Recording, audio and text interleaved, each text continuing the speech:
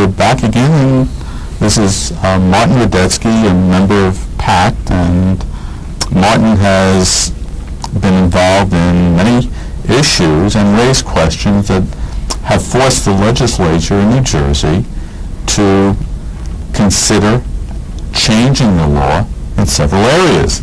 And rather than dwell on that, I thought we'd just let Mr. Radetsky, Marty, talk, and I promised his mother I'd be very good to him, so... You know a lot of it. I have no problems with that. Last time we talked a little bit about preparation for court. We said that you want to prepare before you go there. You want to set the record. Everything you do in the courtroom should be for the purpose of setting that record.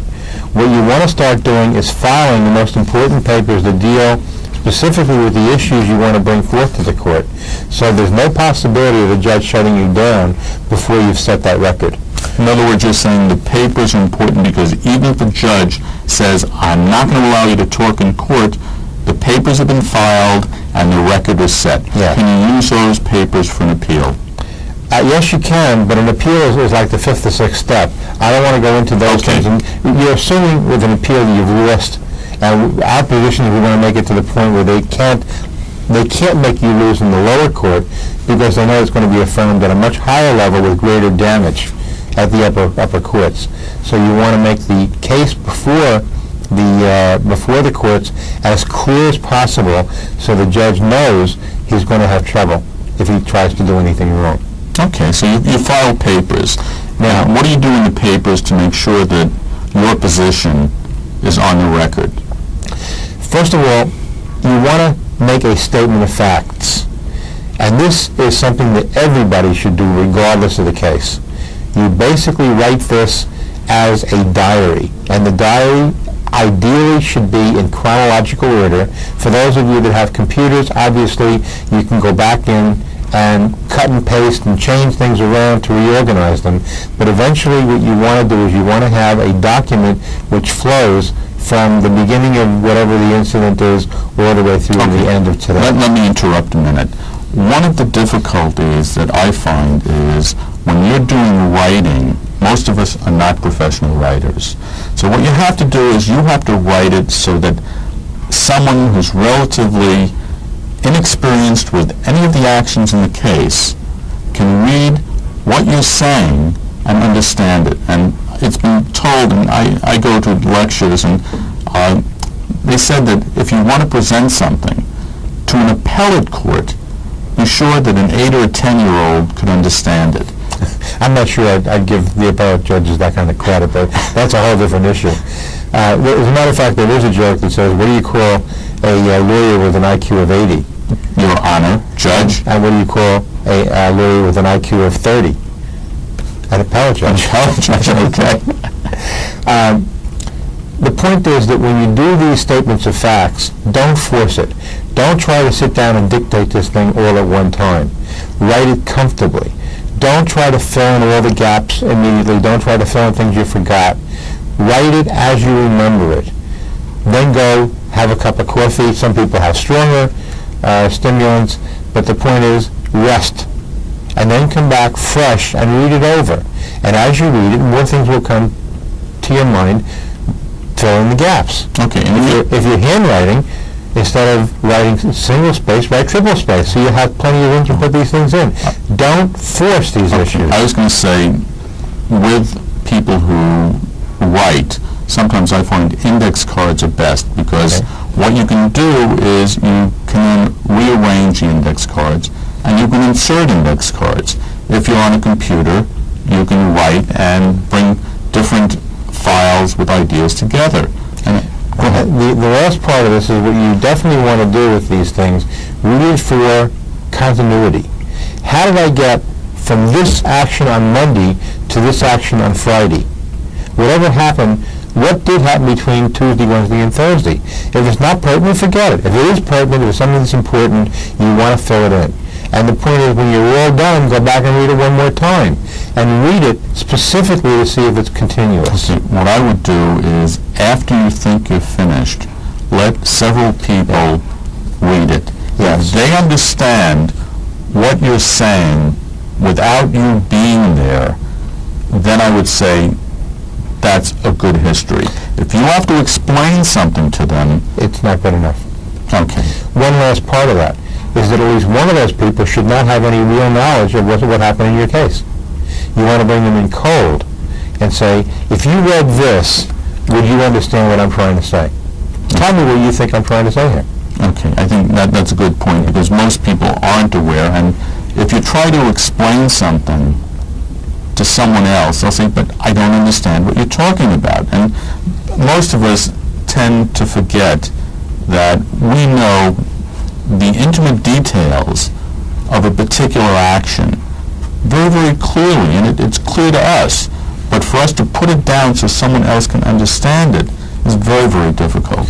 Two things you don't want to do in these statements of facts. Number one, leave emotion out of it. Four-letter words, anything that shows that you're angry and so forth, leave that out of the statement of facts. It's an impersonal, dry, hysterical entry. You don't want to make it into a diatribe. You don't want to make it as therapy. Would you say, I'll give an example. Let's say a policeman stops you. He pulls you over. And he stops you because, you don't know why he stops you. Excuse me, that's the other thing that you don't want to do. Don't put conclusions. He stopped me because. What you would say is, he told me that he stopped me because. I told him this. I stated this. I quoted this law. I provided him with these papers. Whatever it is you did is fine. You don't say that he couldn't, in the statement of facts, that he couldn't do this because this law says. For example, I'm driving a car on a Thursday evening. I see a flashing red light behind me. I slow up because I'm not sure why there's a flashing light. I look behind me, and again, I see the car pull up parallel to me and motion me. The policeman motions me to the side of the road. Now, I can describe the fact that I'm not sure why I was, brought over. I can indicate that I was motioned over to the side of the road by a police officer, and then, continue from that position. One last thing, and this is off point here, but it's important that you understand it. We do not advocate arguing with the policeman on the side of the road. Remember, you have no witnesses there. He's got a gun, and we don't recommend that you tell him you have a gun, even if you do have a gun. It is not important there. What you want to do is get this over as quickly and as safely as possible. Remember, we told it last time. Statistics show that 1 out of 8 traffic stops leads to violence. You don't want to become a statistic. I'll give you another statistic. If you're a black person, you're more likely to be stopped by a police officer than if you're a white person. If you're a black person driving a mid to high-end car, you're even more likely to be stopped. There have been several instances on the news recently, including police officers from Florida and Washington, D.C., that show this up. And those are not really what I want to get into here. Okay. This is not a bias or a racial prejudice issue. It's happening to everybody. And once it's happening to everybody, the solution is to stop it. Now, with regard to your preparation for the court, you filed the papers. Now, we in New Jersey have clear laws, a little clearer than what you have in New York. You have two options. One is to fight the issue that since these laws apply in New Jersey, why are you hampered here in New York? Okay. Why do we have rights in New Jersey that you don't have? Well, very simply, as you know, when this nation was formed, there were 13 state republics. And in our form of government, we have a federal government, and we have 50 states, each one with its own sets of rules, regulations, and law. And that's why there's some things that are law in New Jersey that aren't law in New York. But under the Equal Protection Clause, you have the right and the power to see that such laws that work in other states become law in yours. Okay, what's the Equal Protection Clause? You're throwing terms here that most people, One of the things that we recommend is that everybody who sees this tape should get a copy of the Constitution and read it. It's not a big document. It's something that you should have at your convenience. It's something which is easy reading, and it basically recognizes all the rights that you have, but what's more important, it recognizes that government has very little power. And one of the problems is that most of what government does is in violation of the clauses of that Constitution. Okay. You raised two issues here, and you threw two terms. Okay. At least two terms. And I'm going to hold you accountable. First of all, you said rights, and I'm not sure what that means. Okay. Before I go off point, you also said power, and I'm not sure what that means. And what you're doing is you're throwing these terms out. If I don't understand them, I can't really expect anyone who's in the audience to understand either. Okay. And yet, let's get back. You're talking about due process clause, and you haven't responded to what that is. Well, due process, again, let me start at the beginning, all right? In England, nobles took King John down to the river and stuck a sword in his throat and said, if you don't sign this document, we're going to cut your throat off. What document are you talking That about? document became known as the Magna Carta, or the Great Charter. Okay. And that document was the first recorded declaration of human rights. What are rights? Rights are those things which actually are presentations from deity on what you are really capable of doing as a human being. Okay, in other words, you're saying a higher power Yes. says that as a human being you have certain rights. Mm-hmm. And most of these rights have been translated into a private ability to have life, liberty, and property. Going back to biblical times, I'm sure people had rights. Yes. So obviously what we're talking about is sort of a modern era, and where our laws sort of emanate from the Magna Carta. But remember, the Magna Carta was written in 1215. That is almost 800 years ago. Well, that document is a foundation for over 700 cases in the Supreme Court of this country. Now, if it didn't apply, it wouldn't be there. But it still does apply. Another document which you should look at is the Declaration of Independence. That also is a recognition of human rights. Mm-hmm. And the point is, with all these things coming down, now we have what are called rights, and your ability pretty much to be let alone. That is your primary property right. Okay. I don't want to be bothered. And if I'm not bothered, I don't have to do anything with the courts. I don't even have to go to court. Give me an idea of what my rights are. You say property rights. Okay. Well, I have a little thing which I do in PACT, and I'll do it with you. Owen, what gives you the right to wear that tie? I like the tie. Okay, well, you've entered the argument, you've defended your right to wear that tie. We wouldn't do that. You asked me what gives you the right. What gives you the right to wear this tie? Who says I can't? No one says you That's can't. the point. If the burden of proof, Owen has taken the burden of proof to show why he's permitted to wear his tie. I haven't defended this. I haven't said that I can or I can't. I want to know who says I can't first. Okay. Let him defend. What you did is throw in another term. Okay. Throw in the burden of proof. And I'm going to stick here. Okay. Every time you say something, you know what happens? Yeah. You throw in another term. People aren't aware what that term is. All right. And we're going to go back to basics. Let's go back to rights. Okay. We've established, I hope, for the moment, that rights are things that go around with you and are recognitions that you can do anything which you want to do, which doesn't violate somebody else's rights. Okay. Now let's hold that for the moment. Okay. Now we go to the second word, which is powers. Powers are those things which we in this country delegated through the Constitution to government. What do you mean by delegated? We've assigned government and said, we're going to allow you, government, to enforce these laws Okay. so that we don't have to do it ourselves. Okay. Power then is allowing someone else to do something and giving them the authority to do this? The representation, and power means the strength. Okay. Who did this? I certainly didn't go to Washington and say, I'm giving you the power. Where is this This is documented in the Constitution itself, where the Constitution is provided for those responsibilities or powers to government, to the legislature, to what are called the three separate branches of government, the legislative, judicial, and executive branches of government.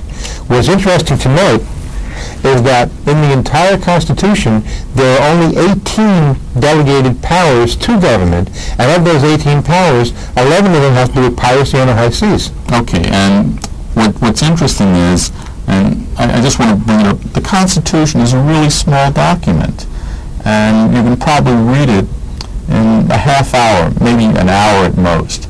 And the most important part of that is the reason it's a small document is government has very little power. Well, okay, but you also have to recognize that each one of those 1 or 2 paragraphs has been interpreted by someone else, and sometimes there are volumes on just one paragraph. I was surprised, and I'm going to go off point and then in the United States Constitution, it gives the federal government the authority to maintain postal roads and also mailboxes. And figured, what were the founding fathers doing when they said this is a federal issue? Certainly is. And I read a constitutional case in the 80s where I think a civic association on Long Island was putting notices in the post office boxes. And you had this guy, a postmaster general on the island, who said, there's a law that says you can't do that, and it's criminal, and I'm going to prosecute you. And the case went all the way to the United States Supreme Court. And the decision basically was sort of funny. He said, we don't want to bother with it. It's in the Constitution, and these post office boxes are used for, stamps and for stamped letters. And we don't want to even deal with this, although since it hasn't been enforced, we're just going to say, stop doing it. But that was one of the interesting things, but this was a 10-page decision. I do not want to get into this. It is a whole separate topic, but if you really come down to it, by having the U.S. Postal Service, in effect what they've done is violated the Constitution by eliminating the post office.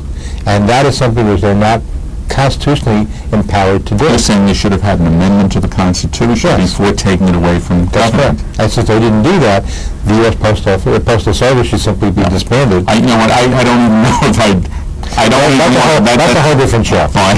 We've now established, we talked about rights and we talked about powers. Now we talk about enforcement. Well, you raised another term before. You said that the burden of proof. I'm going to go into that. Okay. Okay, maybe I'll take notes because one of the things. Go ahead. All right. So what we've got rights and we've got powers. So now we've had enforcement. Owen has broken my car's windshield. I have sustained an injury. I've been harmed. And if you don't know how I've been harmed, I'll break your window. Well, and you'll figure it out. $200 or $300. Okay, so the point is, Owen does not want to pay me for the damage to my car window. I have to have some means of seeking relief to get that window paid for. I'm saying I didn't do it. Well, that's an issue to be decided. Eventually what happens is, I believe Owen did it, I believe I can prove that Owen did it, so I file a complaint into the court. And I don't want to go into those kind of terms in this thing. That's something which we'll deal with at other points in time. But the end result is that Owen is charged with having broken my car window. This thing goes to court. Okay, when you say charged, what do you mean? I've accused you, Owen, of breaking my car window. Okay. Government has said I've established sufficient evidence to show that Owen may have done it. Okay, the car window is broken, Yes. you file a paper, and that's called a charge. Yes. Is that It's a complaint. Okay, it's a complaint. Yes. Now, where does this go? What kind of a court does it go Well, into? you don't want to go into detail. Okay. It's filed with the courts, and it may be filed by you, it may be filed by the prosecutor, it may be filed by the police. There are a whole variety of ways this can be done, but it's way beyond the scope of this conversation. Okay, this is an elementary type. Elementary. What we've established is that the court has decided it's going to hear this case. Two new words come into play here, two new phrases. One is due process of law. And due process of law says there are certain rules, certain value judgments, and certain capabilities that the court must provide in order to make sure that not only do I get redress of grievances Well, for having... you're going beyond where I want to go at this point. I'm sorry, what I want to do is go to the court, but also to protect Owen's rights, because what if he didn't do it? Okay. Now, you say due process. Where is it written? Or how do I know what due process is? Due process itself really isn't written. It's basically interpreted, again, by courts, by judges, and it is an enforcement claim in order for me to show that Owen broke my window. I have to provide certain levels of proof. By the same But token, beyond that, I usually hear due process in a different way. no, I'm going to go into that. Okay. The point is that by the same token, I have to make sure that I don't violate Owen's rights, so that we don't believe that Owen did it simply because I accused him of it. Okay, in other words, I have certain rights. Yes. And the court will ensure that my rights are They're supposed maintained? to. They're In supposed other to. words, they don't do this. They don't do this all the time. Okay. And that's one of the problems that we have. Due process rights are probably the ones that are most violated. What about if you're ignorant of the law? You know, it's your problem. Isn't that what you're talking about? I have some bad news. And the bad news is you're walking down the street, Owen, and a bully punches you as you go past him. If you go down the same street tomorrow and he punches you again, you really have some options that you have to make a decision to look for. Well, You have to decide you don't go down the street again. You ask for somebody to go with you. You may pick up a baseball bat. Or you must do some other thing to stop me from hitting you again. The thing is, the government, well actually the courts, have a decision that they've come up with which says it very clearly. It's called being a belligerent claimant in person. You have to belligerently claim your rights. in other words, if I'm not represented by an attorney, I go in there myself, I have to go in and say, these are my rights, and you can't take them away from me. Well, that's the second part of what I'm going to go into. But the bottom line to it is that if you don't assert your rights, Okay, that's another term. if you don't claim your rights, there's no one that has to claim them for you. And this case says that they can't be claimed by an attorney. They can't be claimed by someone who's too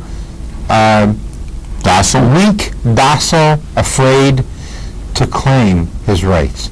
It must be claimed by a belligerent claimant in person. Okay, now... I demand all of my rights at all times. I waive none of them at any time, especially my rights to time and property. Okay, we'll get into time and property, but let's talk about your claiming your rights. You say there's a case. All right. But there are a whole bunch of cases. Where do I read it? I want to read... I'm not an attorney. I want to know where it says that I have these rights and that I'm the only person who can claim these rights.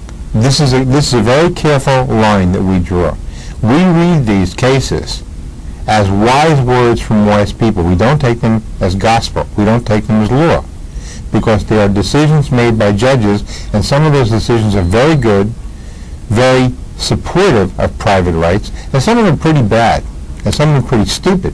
Well, and the thing is that what we try to do is we try to take the cases, the wise words that support private rights, and not deal with those things that violate private rights. okay.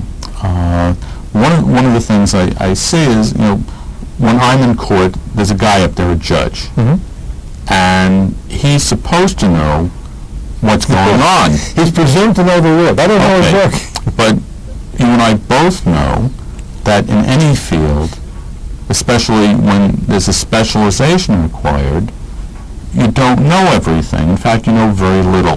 It's worse than that. Because effectively, no matter how much the judge knows, in the courtroom, he's not supposed to know anything.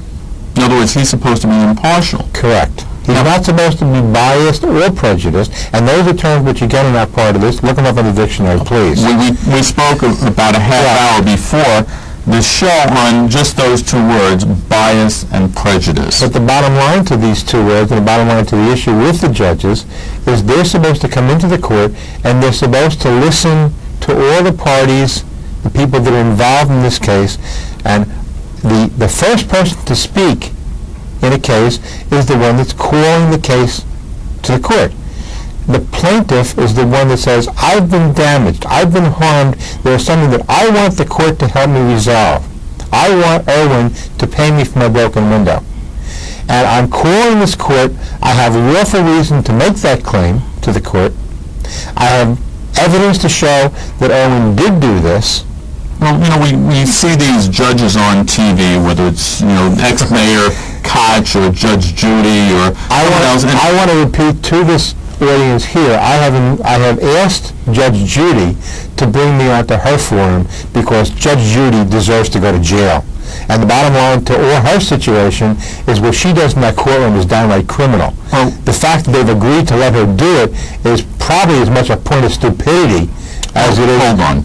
We all see her on television. Yes. And you're saying what she's doing is criminal. Now, absolutely. Now, why should I believe you? Do you think these are fixed? Are these cases? No, it isn't that. Are they real cases? They're real cases And with some differences. The big differences are that it's being done in a commercial atmosphere of a television station. Well, it is a television station. Yes, but Judge Judy is not a judge. She's simply an arbitrator. She's simply a mediator. She's simply a referee. Do they actually enforce the judgments, or does a TV pay for it because the amounts are usually so small? I don't know. The issue is that before these people go on the show, they sign contracts with the television station that they will abide by Judge Judy's decision. And they may be compensated for this. I don't know. I don't really care. The point is, especially in that kind of a setting, Judge Judy ain't a judge, and some of the things that she's done where she's insulted litigants, she's humiliated them, and she's broken the law in some cases. You don't know what type of a contract.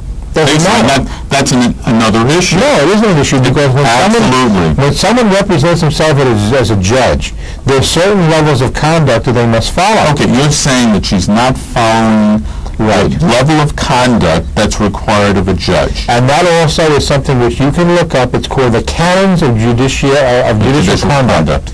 And also, another related thing is called the rules of professional conduct. And these are listed in the court rules both of New York and New Jersey. I'm not going to go into them here, but there are things that you can look up should you be interested in it. Let's say I want to go to a library. Are they in a library? Yes. Any sufficient law library would have it. Okay. Most fairly large public libraries have them. The best way to find out is to ask the reference librarian. Okay. They'll tell you. I'm going to throw in a little kick here.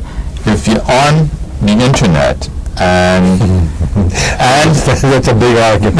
And you want to find rules of professional conduct or canons of ethics, they're on the internet and you just look them up. And if you don't know how, ask your 10-year-old because they're probably better on a computer than you are. All right. The last issue when I go to court is what I call courtroom etiquette. And courtroom etiquette is my behavior in a courtroom. I am respectful because the courts, even with the sleazebags that run the courts, they are our highest level of decision-making authority in this country. I'm going to object at this point to the issue of sleazebag. Okay. I'm just saying that we sometimes elect them, they're sometimes appointed. I can't say that they knowingly go into it at a level where they're going to do harm. However, what I've seen is judges really want to protect themselves. Once they're in a job that pays $100,000 a year or more, they don't want to get thrown out of that job and fired. And what they do is they'll make decisions not to protect people, but to protect themselves and their positions, and also lawyers. And their lawyers. Right, and I guess... Who are their acolytes or their witches' coven? I don't know what an acolyte is. You're saying they're witches. Okay. I also find that it's very unnerving when, if you go into court and you don't have an attorney, the judge doesn't listen to you the way he would listen to an attorney. And if you go in against someone who has an attorney, very frequently a judge is going to say, get an attorney. And that annoys me because I've always felt that I can explain something and I should be able to represent myself in English. Well, first of all, representing yourself is a different issue, but more importantly is the issue, why should you be trying to convince the judge of anything anyway? Where's the jury? Okay. And the point is, if you're going into a court without a jury, you've already lost a lot of your due process rights. Okay, we can talk about it.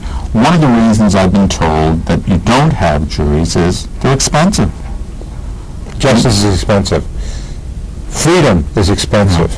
Fighting for your rights is expensive. The alternatives are so much worse. Yeah. What frightens me is that we always talked about the Soviet Union, Germany, during the Nazi reign, and we said in these countries, 99% of all of the cases were decided one way or another, and they said that that wasn't proper. In our criminal system, approximately 95% of all of the cases are plea bargained. And according to the Fifth Amendment and the interpretations by the courts themselves, they cannot accept a plea bargain for a case. Wait, I want to go into, maybe you can help me define what a plea bargain is, because... You brought it up, and you define it. Oh, no. A plea bargain is where a prosecutor may have doubts as to whether he can actually get a jury to decide on a particular charge. What the charge, a level of guilt. Not so much a level of guilt. Whether the jury will agree with that. Would agree on a particular charge. So, for example, if I was driving a car, well, a prosecutor means it has to be a criminal action. Right. Which is a whole different issue in municipal courts. I don't want to get into that either. Fine. But in any case, a plea bargain is where someone offers a defendant, the person who is charged by the government, a deal. I don't want to waste the time with the citizens. I don't want to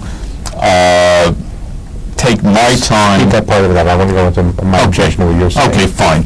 So what they do is they say, okay, if you'll let us convict you of this lower level crime where the penalties are less, you know what? We'll give you that. We won't prosecute you for these higher level crimes.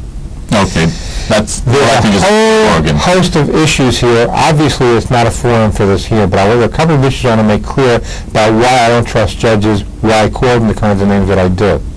Number one, I've watched plea bargains. I've watched them occur, and one of the most important things that I found is when you plea bargain, the judge asks you a whole bunch of questions to show that you knowingly waived your rights. These are things they never do if you don't plea bargain. So in fact, if you confess that you're guilty, they give you all kinds of rights they wouldn't give you if you didn't confess. In other words, they tell you that you have these rights. Right, and that you're waiving them. Okay. Now, two of those things really get me upset. What are they? One of them is, have you made any special deals or agreements to enter into this agreement to plead guilty? Of course I have. Because as soon as you say, of course I have, the judge turns to your counsel and says, have you talked to your client? Will you please go out of the courtroom and discuss this? Obviously, he doesn't understand what's going on. Well, the answer is, of course I don't understand. Wait a minute. Let me...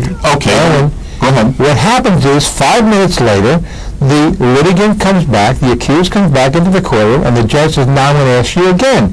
Did you have anyone make any special deals with you in order for you to make this confession? No, sir, no, I never did. He's now lying. He's now lying, and the judge knows it. And the point is that every time a judge does this, they all do, they recognize perjury on the stand, and they're doing it purely for the purpose of speedy justice. Okay. And that speedy justice is equivalent to a star chamber or another... Wait, I'm going to use a star chamber because we have a prosecutor called Starr who's going after our president. And what happens I'd is... like to have all the rights that Clinton has had. Right. Well, one of the things I'd like to point out is maybe he'd go after every one of the judges that he knows who's entered into a plea bargain. That's because correct. obviously they're aware that someone is lying. And if a judge allows someone to lie in his court, I don't understand what happens. What's more important is they know it. It's not a matter of something going on behind my back. There's a word called judicial notice. What's Judges, I'm going to tell you. Okay. I'm not going to get away with this. Judges claim they don't know certain things. They're not aware that a deal was made between the prosecutor and the accused. That's a lie. The judges not only know it, they've set it up in many cases. They've negotiated it in many cases. They've talked about it behind the litigant's back before they even got to court.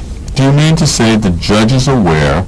The word is conspiracy, and if you don't know what that means, look it up. No, I don't know what it means, and I'm going to say, what would happen if every judge had to try every case in front of a jury? All the motor vehicle cases would stop. Most of the tax cases would stop. Most of the family court cases would stop. All the violations of rights basically would stop because they couldn't afford the time. You know, Also, I will tell you this. Most governments today in this country, state and federal, are only able to function by hidden taxes. And this hidden taxes is not only included in sales taxes and excise taxes and stuff like that, it's also included in fines. Well, you know what? I really don't want to go into this except to say... I brought it up. Yeah, you brought it up, and you're going into a totally different area, and you're still, you know, as far as I'm concerned, we're talking about plea bargaining, and we're talking about judges who know that someone has negotiated because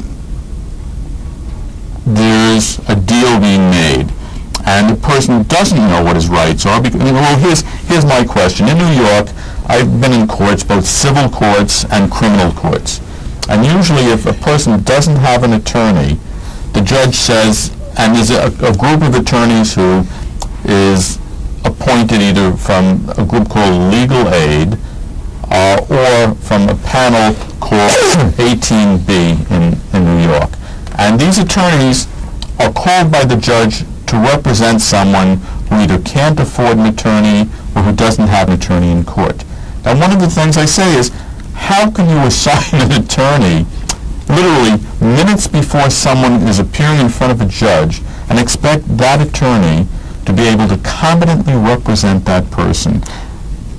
PACT has a different view. According to PACT, it is our position that public defenders have only two jobs: to plea bargain and lose. Okay, you're saying that...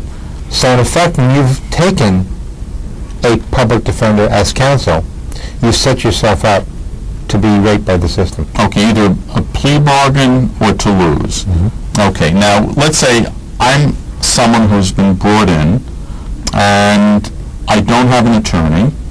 And attorneys, as you know, in New York, it's anywhere between $150 and $450 an hour. That's not a day, that's not a week, that's an hour. How can I, an average person, afford an attorney? You can't. You just can't. It would break most families. It would break the entire... We've seen it happen too many times where the entire family fortune has gone to put the lawyer's kid through Harvard. Okay, I have a question. Obviously, you seem to know a lot about rules, court procedures, and law. We all know a little. How did you get involved in all of this? What happened? My original case was a family case. I was raped by the system. What type of a family case? Divorce. You too? Yeah. And I've gone through this on numerous other cases. I do not want to go through them today. Okay. Let it be sufficient to say that I lost $1 million house and $1 million business.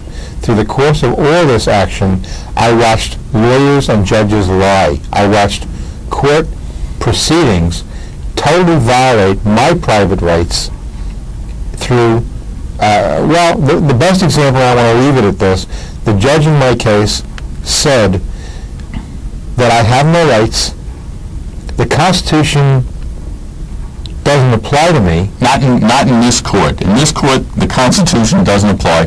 And you're living in a fantasy world if you expect justice in my court.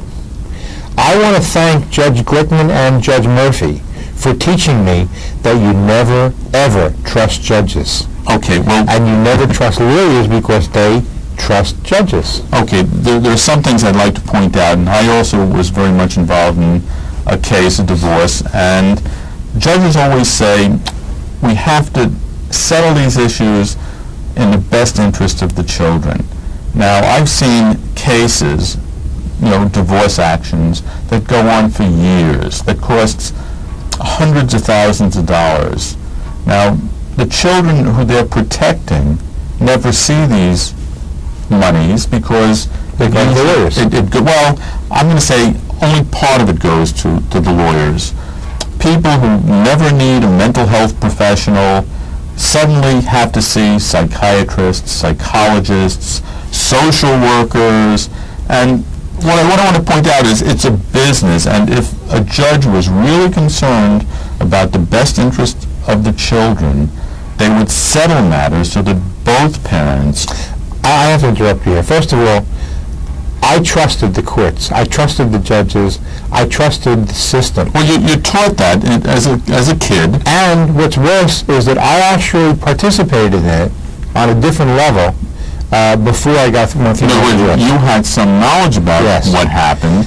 And the point is, the difference between Erwin and me is that Erwin still believes in the tooth fairy. Well, you know what, I have to say I want to finish Okay. with this. The point that I'm going through with this is that when Erwin and I went through our divorces, I did not have, and I knew better, than to allow anyone like a court-appointed psychologist or any of the other child welfare workers to get involved in my case, my family case. Had that happened, I would have booked. I never would have permitted any of it to go on. I would have asked for the judge to recuse himself. That much I knew. Okay, well, The point is that I actually was sucked further into the system by the fact they didn't put me through that level of Okay, grief. well, I was sucked into it, and what I found is what went on was criminal. No, you believe in tooth fairy. Well, I do believe in tooth fairies, but let me point out how it's criminal. They always, judges always say, well, you need the best available evidence. In court, you either have a stenographer, and I can't understand how a stenographer can do a better job than a videotape. If I raise my hand like this, you see that. I've never seen a transcript that says Erwin raised his hand to express to the court a plea. That never appears in a transcript, yet you can see it here. If I hit my head saying, I can't believe this is happening, never anywhere in a transcript does that show. Yet, when you go in to a session with a court-appointed mental health expert, they refuse to allow you to record it in most instances. You can't videotape it. And where's the best available record? In fact, there was a joke, and I have to say it, I think it was in Arizona, where two houses of the legislators passed a law or drafted a law saying that before any mental health professional, psychiatrist or psychologist walked into the court, the guard or the bailiff should lower the lights and hit a gong 3 times to announce that a soothsayer, someone who can tell the future, is going to appear in court.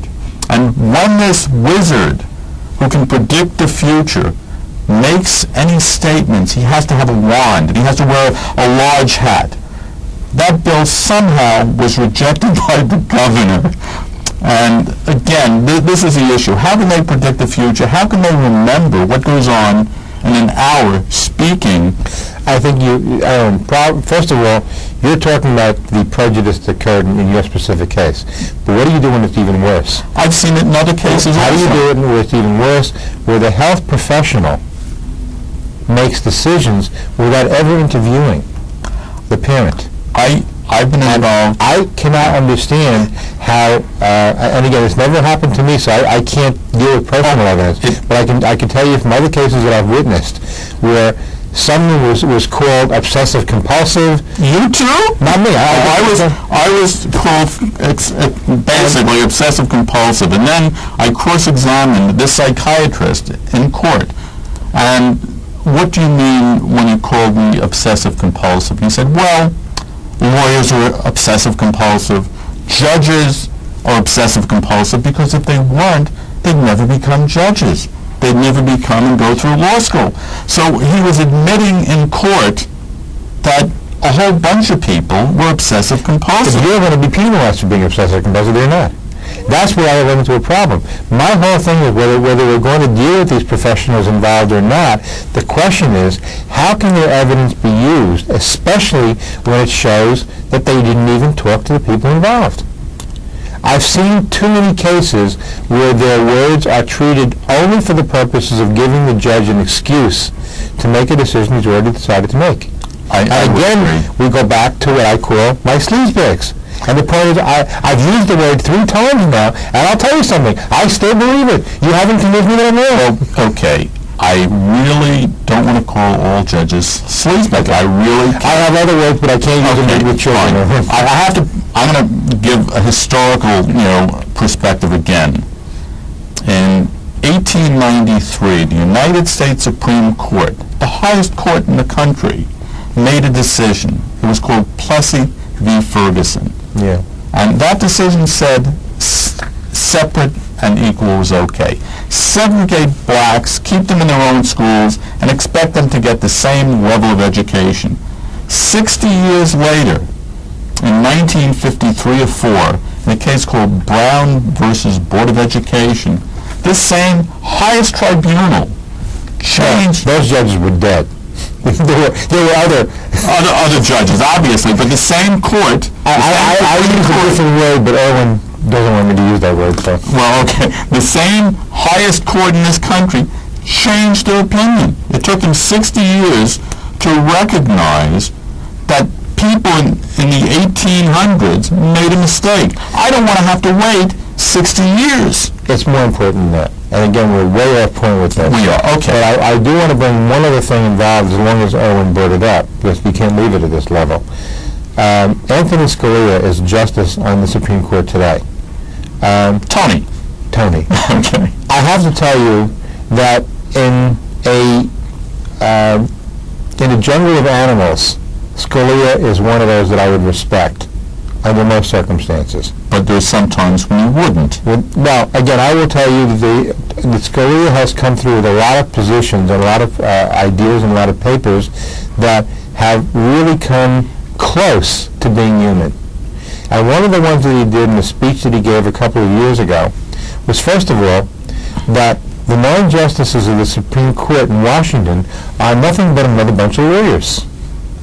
And what's more important, that he then went on to say that any time judges make decisions to interpret the law and not follow the clear and concise wording of that law, they are smoking something. Okay, now, and I will tell you that with regard to Scalia, he went on further to say that this goes right and all the way to the Constitution itself. Clear and concise meaning of it means exactly that. Owen has talked about these cases and books and whole libraries full of interpretations of law, and my position is these people deserve psychological counseling. Okay, well, they obviously need help. Obviously, when you learn a subject, you use a reference point. Mm-hmm. Now, if people have gone through a particular situation where they've learned, they're writing it down. Okay. I know when I teach someone how to program, I say, I've done this before, and I show them a procedure, and I have them go through it, because it'll save them time in doing and writing a program. If they'd ask me, I'd probably help you to do it better anyway. We'll do it that we won't even raise those issues, but that's the purpose of all of these cases. Someone is saying, well, I think this is a good idea. All right. Now, I want to interrupt you with this, because it's one of my pet peeves with this. There is something going through now all over the world called cloning. And anytime you deal with the word cloning, there's something called genetic drift. And that says, if I have artificially created a duplicate, whatever it is, it's not perfect. It's a little bit different. Now, if I then take that duplicate and create a triplicate, the second error compounds the first error. Okay. Now, no matter how you cut it, in this country, by agreement of all the authorities in the entire world, I shouldn't say the entire nation, the Constitution is supreme law. Why do we go to other cases, interpretations for law, when in fact we have the original document? Why don't we go directly to that? Because the Constitution, although you say it's clear and concise, it really doesn't give Exactly. an exact meaning. I did the 9th and 10th Amendment. If the Constitution didn't say you can do something, you can't. And the bottom line to all these things I'm not is sure. the government Okay. can't do anything. Okay, you're saying the 9th and 10th Amendments. I'm not even sure that people who know what they are. Well, I've already suggested they read the Okay, document. read the Constitution, recognize that every one of those paragraphs is interpreted by other people. And the interpretations all scare me. Fine, they may scare you, but realize that one paragraph expands sometimes literally to an encyclopedia. And I consider those encyclopedias acts of treason. Okay, we won't go into treason because I think We're again, on time. how are we doing on time? Continue on? Okay, it's been fascinating, and I think we've only covered a little bit. You want to sort of I want to go back through, and I'm continuing with the area of preparation for court, where this thing started. Okay. And one of the things that we've just done is done a very good example of what you should not do. We got off point. And going off point, when you go into court, especially when you disagree with the judge, what he's going to try to do is get you to go off point. Mr. Eisenstein. Eisenstein. Why do you think that you should have more active visitation with your child? And you tell me. Okay. And I don't like your answer. I really don't like it because it really is a good answer. So instead of going back and trying to get you off what you've just said, which is very damaging to my position. I'm losing you, and if I'm losing you... Yes, I'm then- saying to you again, what the judge will then do is say, Mr. Eisenstein, what did you have for lunch today? Okay, that's better. I'd say that's not relevant. Exactly. Why are you trying to throw me That's off? going off point. And the thing is, the judges are very I believe they actually have courses on this Okay. in college. Well- What they do is they will get you to break your concentration, and they will get what they can do to stop you from entering an argument where you appear to be winning. Okay, the lawyers are also trained Yes. to do that. Yes. And the way they do it is they'll say, I object. Okay. And the reason they're objecting is if you're going in a particular direction, they want to throw you off, have the judge interpret whether their objection is a valid objection or isn't a valid objection, but the purpose is they've changed the direction. But there's three things that have just happened. The most important thing is if the lawyer objects without specifying why he objects, that objection's false. Okay, unless the judge is interpreting why the lawyer is objecting, and then the judge is right. He's a litigant. Right, He's he's no a longer a litigant. judge. And when you have a judge making an interpretation for a lawyer, then he's not functioning As a judge. as a judge. Right? Secondly, when the lawyer is making statements like, Mr. Eisenstein is obviously an unfit parent, or other things that the lawyer does, he's testifying. Okay, now, one of the, we've spoken about this, so I know what Marty is talking about. The only person who can testify about facts are people who've actually been there and observed what went on. And if someone else tells, I'm saying, Marty, the person who really invited us here, told me that we had specific time limits, and if he didn't like what we were going to do, he was going to cut it. Will you accept him cutting some of this stuff? Well, whether I accept it or not, all I have is your hearsay word to it. Okay. Now, if I happen to agree with that hearsay word, I might allow you to get away with Okay. it. If I don't like what you said, I'll probably object to it. Now, hearsay is when I'm saying what someone else told me. And not something you know for a fact. Right. Now, well, you know for a fact because you're saying it. But we've played a game of telephone.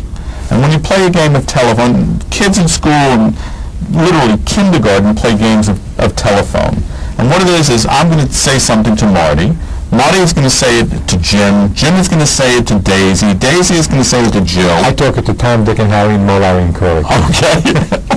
And when it comes back to me... Totally different story. Okay, and that's exactly why hearsay is usually very questionable, because that guy who's saying it, you don't know where he got it from, and he shouldn't be saying it. If it's an attorney, the first thing, you raise the point, is he a witness? First of all, he's not permitted to testify. But that's exactly what he's doing. It's against his rules of professional conduct. And the point is, if he does it, it should be objected to, and it's really grounds for disbarment. Now, I have a question. Have you ever known a judge to sanction an attorney? Absolutely not. Okay, never? Never. Okay, I haven't either, and I know that I've seen... As a matter of fact, I'd like to know how many judges outside of the ones that we got fired were impeached. Okay, very few, but that's another area. The question is, why do they make these rules of professional conduct? They don't follow them. If they don't follow them, why? More importantly, one of the things that we're talking about with the area of preparing for court is to ask the judge, what law are you going to follow today? What law are you going to ignore today? And what law are you going to violate today? What's the difference? And again, we talk about this. The judge says, well, I have these rules that you have to follow. Who am I? Who has to follow? Well, if I go into court, a judge says, you don't know the rules, get an attorney. No. If I don't know the rules, they don't apply to me. I'm not a lawyer. I'm not a court judge. The rules of court do not apply to me.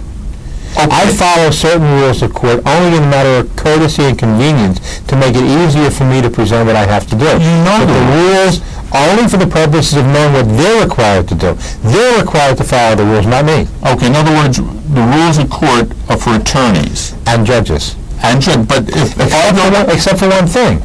Rule number 2 in New Jersey, I don't know which one is the equivalent in New York, says that the judge can waive the rule. Okay. Which means the rules don't count for them either. Okay, well, what they say, and this is fascinating, 1.1.2 in New Jersey, and I don't know where I remember that from. You've been telling me. Yeah. Okay, says that in the interest of justice and fairness, a judge can throw the 1,500 or 1,600 page book into a fireplace and use it literally as paper to start, the fire. Now, if he can do that, then why do they require you? By the way, they do have an equivalent rule in New York. Yeah. Every court has. Yeah. And what's wrong with it if it's a matter of justice? Because once we've established that the judge isn't bound to the same level of law that we are, we've elevated him above us. And the issue is, according to the entire foundation of this country, that never happens. Okay, if you're losing me, and if you're losing me, then... One of the things that happens is judges saying they court him, Your Honor. Well, my position is, if he's Your Honor, I'm Your Majesty. Okay, I'm not even going to get into titles. I'd like to go back. The point is that a judge should be respected for what he does well, not for what he steals.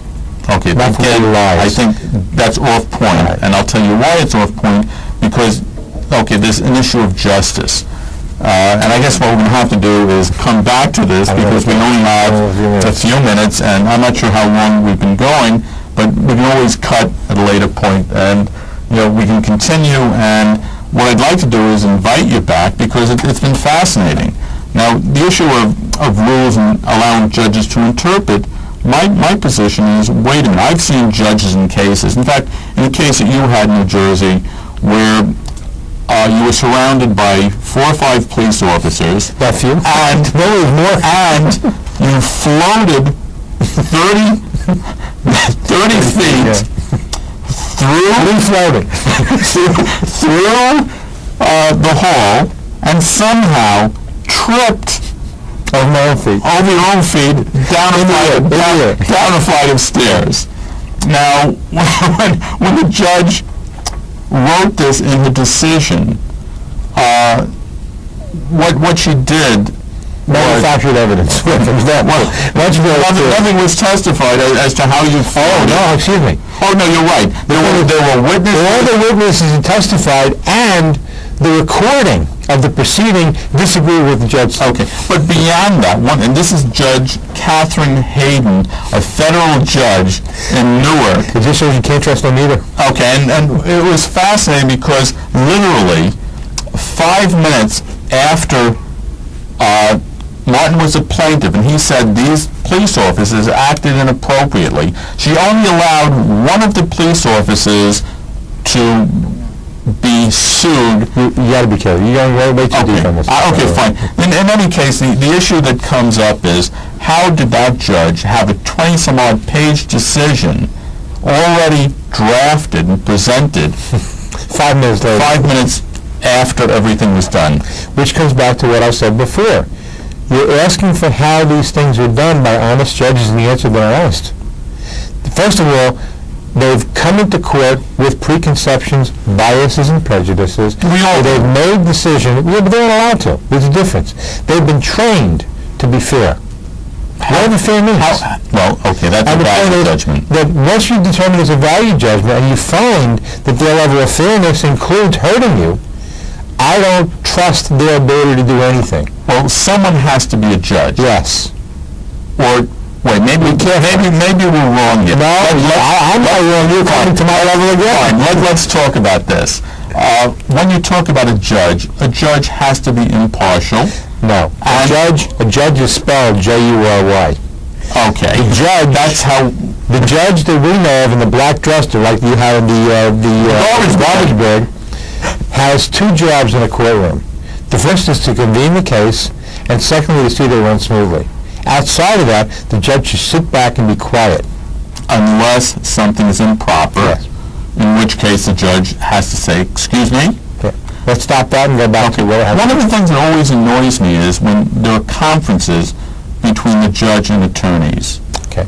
They don't have to be. First of all, when I go into court, obviously, since I'm not an attorney, the judge won't have private conferences with me. We have them in federal court. But the point is this. I would prefer that all this stuff be on the record in front of the witnesses. Okay. And I will tell you, if it was up to me, instead of keeping this stuff private from the jury, in some cases send the jury out. I'd send the judge out and make the jury there to hear it. Yeah, it's fascinating because, again, I was there with you, and when I tried to, raise something to the judge said, you can't do this. You have to tell Marty to tell me what you just told me. Well, remember something. First of all, there are certain things that I can do, and I wasn't going to fight issues that, in my case, didn't have to be fought. Right. But I will tell you that in other cases, and everyone has had the same situation where we have talked for people. And the thing is, it is a very specific thing with each case. What's more important, and this is the reason why this is happening, is simply because they're not following their own laws. And if they're not following the law, how do they hold us to it? Yeah. I think that's the point. If you have a law and it's selectively enforced, it's not law. In other words, one of the purposes of having a court and having laws is that you need a certain consistency. And I think that this show is over because we've been on here almost an hour. It's been nice, Marty, and we'll have to come back.